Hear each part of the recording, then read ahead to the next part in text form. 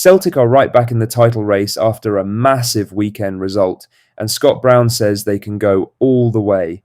We've also got a surprise twist in the Luis Palma story, a big update on Kiyoko Fu Rae's injury nightmare, and a brilliant piece of news involving two former Celtic players haunting Brendan Rodgers in Saudi Arabia. Brilliant stories today, let's get into it. But first, make sure you like this video and subscribe to the channel for more Celtic content. Yang Hyun-jun delivered one of his best displays in a Celtic shirt on Sunday against Dundee, and Scott Brown has been quick to highlight exactly what makes the South Korean winger such a valuable player for this squad. There was early confusion about Celtic's opening goal at Dens Park. Both Yang and Benjamin Nygren stretched to get the final touch, with the goal initially credited to Nygren before being officially awarded to Yang.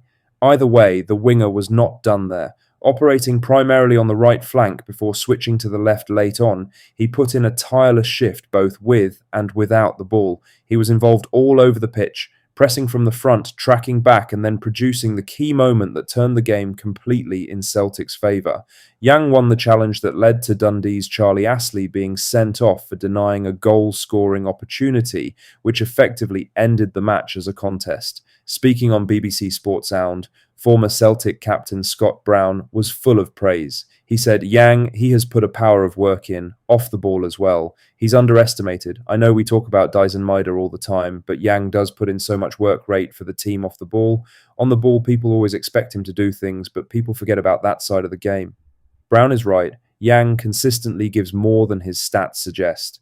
In a season where consistency has been hard to find at Celtic, he's been one of the players you can rely on week after week.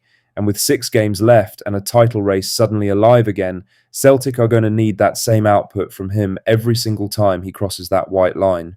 Now for the main story, as the Luis Palma situation has taken a surprise twist, and the story is nowhere near as straightforward as it looked a week ago.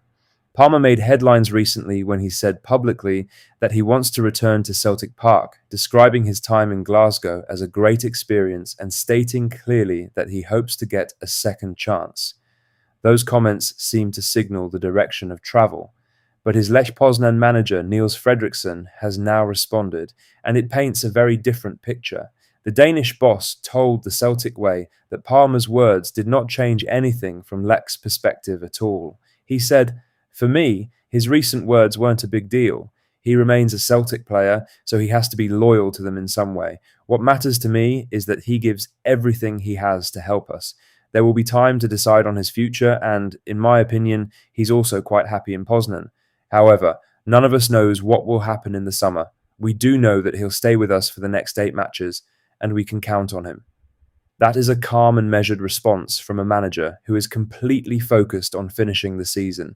And the key point buried in there is that Lech still hold a buy option on Palmer. It would be a record fee for the Polish club to trigger it, so a permanent move seems unlikely, but they have not ruled anything out.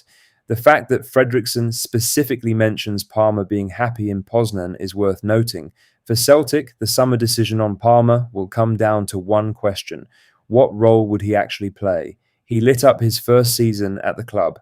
The drop-off after that was steep. Whether the new manager coming in sees him as part of the rebuild or a player who has already had his chance will determine everything. His performances in Lecce's final 8 games may well be his audition. In other news, Kiyoko Fu Rae's injury nightmare has finally been resolved, but it has come at the worst possible time for the striker. The Japanese forward, who left Celtic to join Birmingham City, has been carrying a chronic shoulder problem for a long time. His shoulder was repeatedly popping out of place, an issue that was causing him ongoing disruption and clearly impacting his form and availability throughout the season. Surgery was always the inevitable outcome, and it has now been carried out. Birmingham City boss Chris Davies confirmed the news. He said, "Kyogo is out for the season. He's had his shoulder operated on, which was an ongoing thing that he kept trying to put off. In the end, we decided to get it done, and then he's back for pre-season." The timing is painful for Kyogo. He had been loosely linked with a return to Celtic during the January window, but chose to stay at Birmingham and fight for his place in the Championship. He has managed just 3 goals for them since joining, which tells its own story about how much the injury was affecting him even when he was playing. He was absent from Birmingham's 1-0 defeat to Blackburn on Friday and is now done for the rest of this campaign. The good news is the surgery has been done, the problem has been fixed properly, and he will be coming back fully fit for pre-season next summer. For Celtic fans who still have a lot of affection for him, the hope will be that the next chapter brings back the sharp, electric striker they remember so fondly from his time at Parkhead. He was exceptional for Celtic when he was at his best, and with that shoulder now sorted, there is every reason to believe he can get back to that level. In other news, Scott Brown has tipped Celtic to win the league title after their vital win over Dundee on Sunday, and the momentum in this title race has shifted completely. Celtic went to Dens Park and did what they needed to do. They went ahead through Yang Hyunjun's goal before half-time, came under serious pressure in the second half, and were pegged back when Dundee equalised from the penalty spot. For a while it looked like a damaging draw was coming, the kind of result that would have killed the title race stone dead. But Kelechi Iheanacho had other ideas. The Nigerian striker fired home with just 7 minutes remaining to put Celtic back in front. Then Dundee were reduced to 10 men, the points were secured, and in the exact same moment Hearts could only draw with Livingston. The gap at the top was cut from 5 points to just 3, from 5 down to 3 behind in the space of 90 minutes. The race is genuinely back on.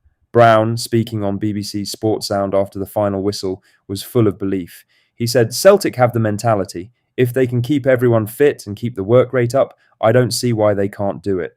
6 games to go. Hearts still lead, but they have now dropped points when it mattered most. Celtic have momentum, a late winner, and a dressing room atmosphere that feels completely different under Martin O'Neill. Next up is St Mirren before the Scottish Cup semi-final and then the split. This is exactly the kind of run-in Celtic needed. They have to keep pushing and make Hearts feel every single point they drop. Lastly, Brendan Rodgers suffered his first real setback since taking charge in Saudi Arabia, and to make it even more interesting, 2 former Celtic players played a central role in ending his unbeaten run. Rodgers is managing Al Qadsiya and had been on a solid unbeaten run since arriving. They were not blowing teams away every week, but they had found a rhythm and were picking up results. That run ended against Al Ettifaq, and the story of the defeat will be very familiar to any Celtic fan. Jack Hendry, who had a spell at Celtic without ever really nailing down a starting place, got on the score sheet first to bring Al Ettifaq back into the match. Then came Moussa Dembélé. His goal shifted the game and put Al Ettifaq firmly in control. Dembele's finish was exactly what Celtic supporters will remember from his time in Glasgow. Sharp movement into the box, calm under pressure, and clinical when the moment came. That's all the latest Celtic news for today. Make sure to hit that like button, subscribe if you haven't already, and drop a comment below with your thoughts. I'll see you in the next one. Hail, hail.